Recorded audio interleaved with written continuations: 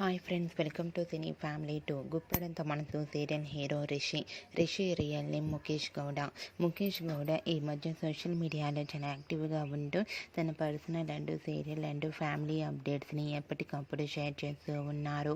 ముఖేష్ గౌడ గుప్పడంత మనసు సీరియల్లోనే కాకుండా కొన్ని కన్నడ అండ్ తెలుగు మూవీ షూటింగ్లలో కూడా పాల్గొంటూ బిజీగా ఉంటున్నారు. అయితే రీసెంట్గా గుప్పడంత మనసు సీరియల్ హీరో రిషి తన real life and shooting location latest ఫొటోస్ను షేర్ చేశారు.